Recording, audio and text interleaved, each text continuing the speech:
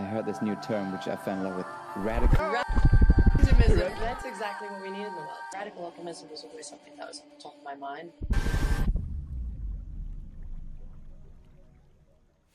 Bonjour et bienvenue dans cette nouvelle vidéo, une vidéo que j'avais trop hâte de faire. Le nouvel album de Dua Lipa, Radical Optimism, qu'on attend depuis un petit moment quand même.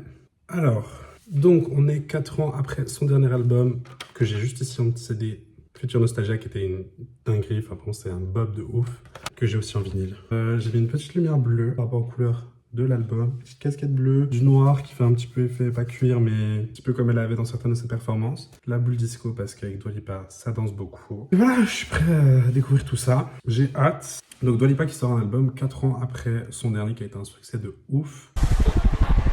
Voilà, on est sur un album assez court, comme le dernier. Voilà, on a 11 titres, comme le dernier.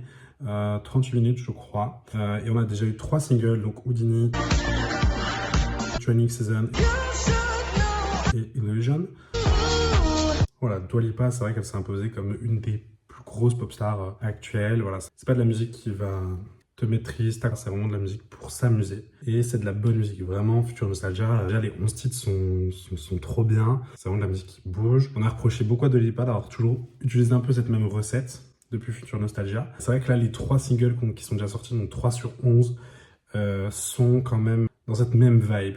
La recette marche, donc pourquoi la changer? Voilà, on n'attend pas de la profondeur dans ses paroles, même si celui-là a été décrit comme étant plus profond quand même que le dernier. Something optimistic. Au niveau des visuels, il y avait, bien évidemment, la couleur rouge au niveau de ses cheveux, une ambiance assez, je pense à Houdini et Training Season, qui est une ambiance un peu sombre quand même, avec des références à Kylie Minogue dans Illusion et à Madonna dans Houdini. C'est vrai qu'Illusion, c'est vraiment un clip un peu basique de pop star. On n'a vraiment rien de très original et c'est peut-être un peu ce qu'on a toujours reproché à Dua Lipa. Et au final, ça marche. Moi, je l'aime beaucoup. Je la vois à Nîmes en mois de juin. Je l'avais déjà vue en concert à Lyon il y a 2 ans. En concert qui est disponible sur ma chaîne YouTube, quelque part, débrouillez-vous. Et j'ai trop hâte de la revoir parce que c'était vraiment un trop bon concert. On a son 3e album. Elle est censée franchir un certain cap. Mais très dur après les 2 premiers albums qui ont marché de ouf. Mais c'est peut-être là où on l'attend un petit peu sur quelque chose de peut-être un petit peu différent. Ou peut-être qu'elle nous garde ça pour plus tard, pour son 4e album. Mais bon, on n'en est pas encore là. Les sons que j'attends, j'ai la liste, comme d'habitude, des musiques. Les sons que j'attends le plus, je dirais que French Exit, elle m'intrigue. Parce qu'il y a ce côté French, que je suis français. Peut-être que c'est une référence à son ex qui était français, un de ses derniers ex. C'est vrai qu'on commence avec un son qui s'appelle End of an Era. La fin d'une ère. Est-ce que ça va vraiment être la fin d'une ère? Je sais pas. Parce que Dua Lipa, là, pour le moment, les 3 singles qui sont sortis, ils donnent encore cette vibe qu'on avait dans Future Nostalgia. J'ai vu quelques retours sur Twitter, très rapides, je suis pas beaucoup allé sur Twitter, mais j'ai vu quelques retours comme quoi l'album était un peu ennuyant, je sais pas comment on dit. Voilà, certains qui disaient qu'en fait il faudrait écouter plusieurs fois pour s'y mettre dedans. C'est le cas avec beaucoup de musique. En vrai, il y a une musique, tu l'écoutes en beaucoup. Soit elle te saoule, soit tu l'aimes de plus en plus. Les producteurs de Dua Lipa l'ont très bien compris, parce que la stratégie qu'ils ont adoptée, c'était de faire en sorte qu'on écoute la musique de plus en plus.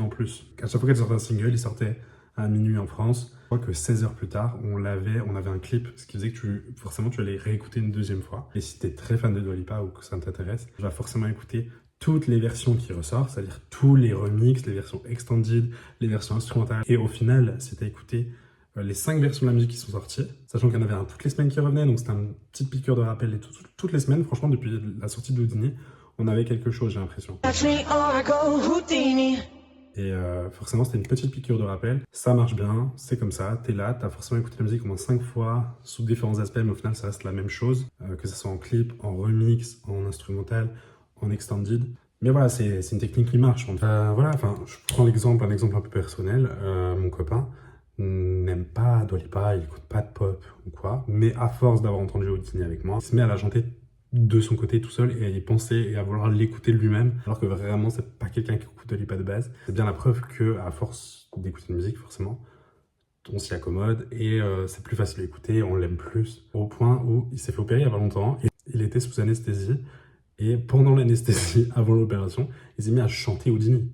Bref, Dua Lipa, voilà, on a toujours... la danse, c'est vraiment quelque chose qui a été mis en avant sur ces 2 dernières eras, que ce soit dans les clips, en live, pour que les musiques qui doivent être dansées, c'est des musiques qu'on va regarder aussi, parce qu'on va regarder la performance, qui vont être reprises sur les réseaux, forcément avec TikTok. Ça a un grand impact sur l'industrie musicale aujourd'hui. On a vu avec Houdini le challenge qui était repris de ouf. La promo est vraiment bien réussie. Enfin, il se donne beaucoup pour la promo, à mon sens, et je pense que c'est bien réussi. En fait, il y a 11 musiques, j'en connais déjà 3, donc j'en ai que 8 à découvrir. Allez, let's go.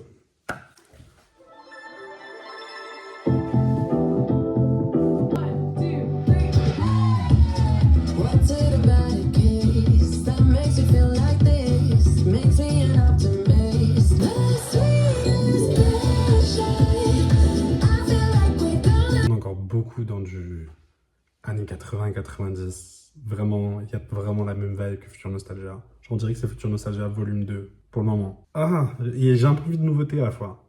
Mais à la fois, j'aime bien pour le moment. Ça bouge, j'adore l'instru et tout.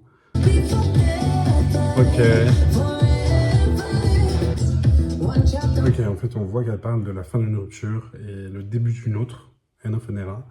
End of an Era, là, pour le moment, vraiment, on a 1 minute 13, mais ce que je comprends, c'est un peu tout ce délire de la rencontre avec quelqu'un et le fait de savoir si on commence vraiment un nouveau chapitre, est-ce que ça va durer ou pas. Au dîner, on avait tout ce qui était le fait de se faire ghoster, de ghoster quelqu'un. Training Season, c'était vraiment tout ce qui est les étapes des dates. Et Illusion, je sais pas, Illusion.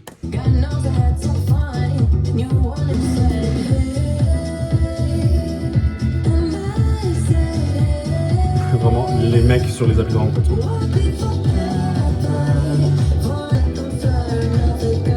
C'est comme ça que je connais cette terre.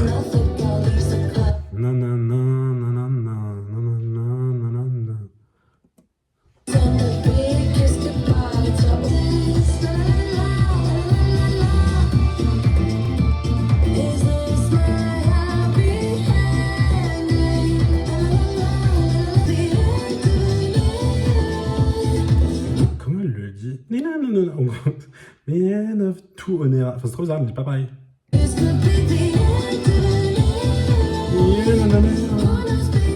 En fait, le truc, c'est ça, c'est que j'ai l'impression d'avoir déjà entendu cette musique, quoi. C'est ça qu'on reproche un peu à Dua Lipa. Moi, j'aime.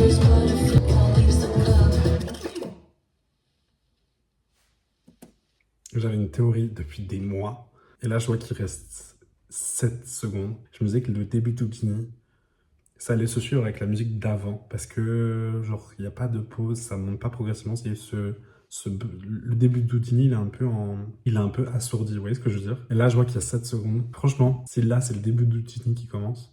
Je suis trop bon. Sauf qu'on n'a jamais de transition avec Dua Lipa. Je suis archi déçu. C'est pas grave. J'ai bien aimé End of an Era. Vraiment, ouais, franchement, j'ai bien aimé. Je crois, oui. C'est un commun accord. Maintenant, quand j'entends Houdini, je pense de ouf à Natou aussi. Vraiment, Natou, elle avait d'être dans sa guitare.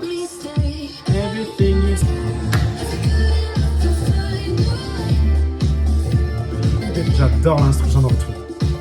Vous voyez, c'est vraiment une musique où j'adore le refrain et les couplets et le bridge et tout. Parce qu'il y a des musiques des fois où les couplets sont pas ouf. Alors des fois, il y a juste le refrain qui tient tout.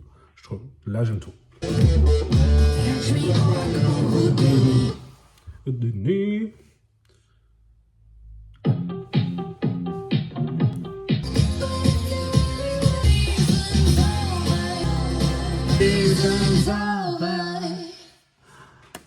Faut sachez que vraiment, genre là, les prochaines musiques, elles vont vraiment définir si je vais passer un bon concert ou non à Nîmes en juin. D'ailleurs, hier, j'ai réussi à avoir mes places pour Billie Eilish. Ça a été hyper simple, guys. Vraiment, je raconte ça parce que je les ai achetés hier en pré-vente. J'ai pas commandé le vinyle, donc c'était pas les premières pré-ventes, c'était les deuxièmes pré-ventes. Ouverture du site à 10h, à 10h03, j'avais le mail avec mes places. J'avais déjà terminé. J'étais 1000e, je crois. Je suis entré en quelques secondes sur le site et j'ai pu prendre mes places hyper facilement. C'est la première fois que ça me fait ça. Vraiment, toutes les autres fois, je galère. J'ai réussi, mais comme ça. Donc bref, je serai en fosse à Paris en juin 2025. J'ai trop hâte. Vraiment, j'adore Billie Eilish. Vraiment, c'est un de mes meilleurs concerts à Londres. Qui est également sur YouTube, quelque part. Bref.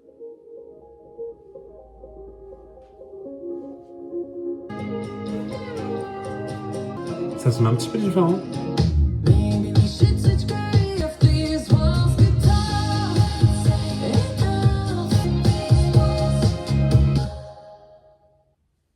Ok. C'était bien, mais moins bien que les autres.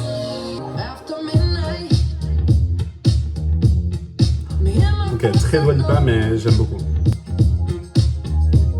J'aime bien cet instrument.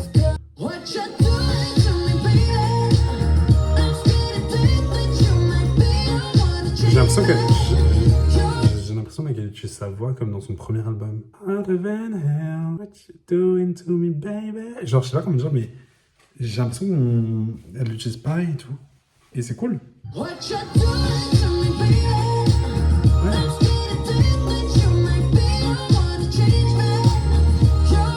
Ouais, j'ai bien aimé. Franchement, oui. French Exit, c'est ce que j'attendais le plus. Ok.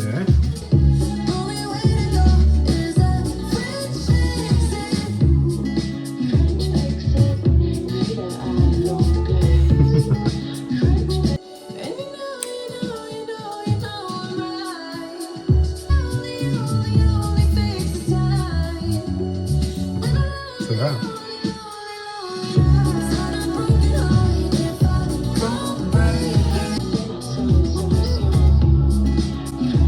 J'aime bien. C'est différent. Enfin, on a de la différence. Et ben, je l'aime bien. J'adore en plus quand les artistes parlent français. I've been known to miss a red flag.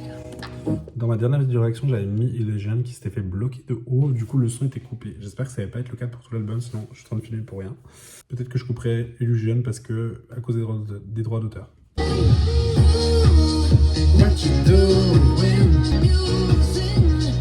C'est vrai que je me rends compte que Future Nostalgia, on avait vraiment le thème un peu de l'amour et tout. Enfin, j'ai l'impression que c'était plus genre en couple, et là c'est plus un album de célibataire. Vous voyez ce que je veux dire? Il parlait plus de passion, enfin de sexe aussi, tout ça. J'ai l'impression. Alors que là j'ai l'impression que c'est plus la rencontre, les appréhensions d'être en couple et tout. Et peut-être que c'est ça, Radical Optimism, c'est qu'il faut toujours rester optimiste.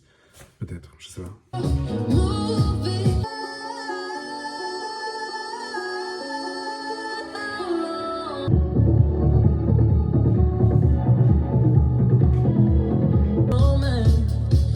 C'est grave du rythme.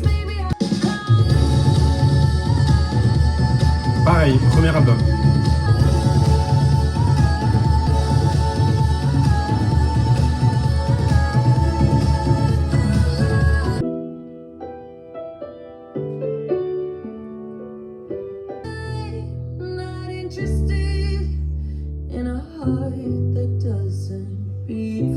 Oh, c'est triste.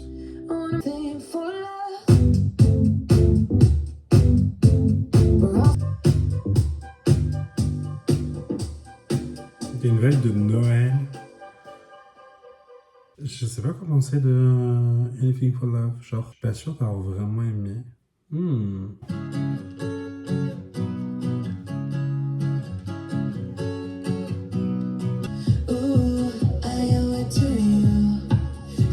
Là, on a vraiment toujours années 70.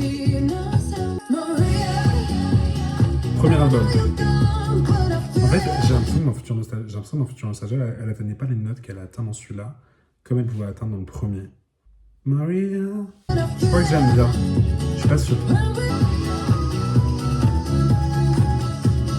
Au niveau de l'instru, c'était quand même assez différent de ce qu'on a l'habitude d'entendre de Dua Lipa. Enfin, de son dernier album en tout cas. Je pense que j'ai préféré Maria à Anything for Love. Anything for Love, je sais pas, c'était bizarre, ça dure 2020, mais en vrai, ça durait que 2 minutes, je crois, parce qu'il y avait une intro et une outro. Je sais pas, ouais, je sais pas. La dernière. On a déjà fini, genre, c'est ouf. Je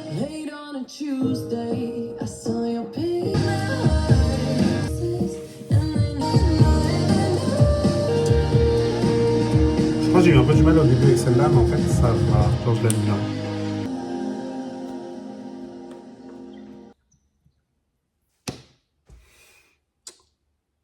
Ok. Alors, que dire sur cet album?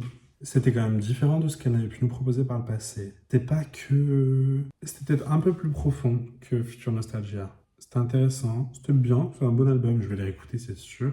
Mais je pense, comme certains ont dit sur Twitter, je les rejoins sur le fait qu'il faut l'écouter plusieurs fois. Parce que là, j'ai pas... Je sais pas.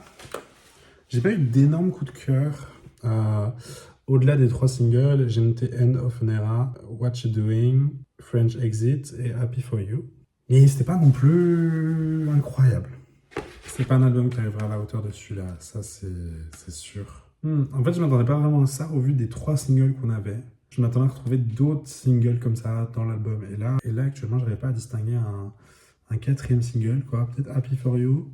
Mais c'est pas quelque chose de dansant comme Houdini, Training Season et Illusion. On va réécouter rapidement les sons.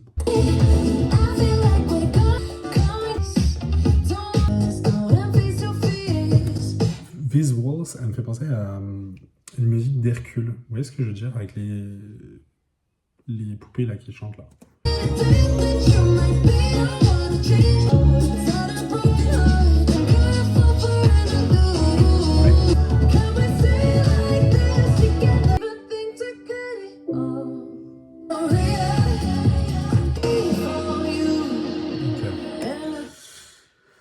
Ok.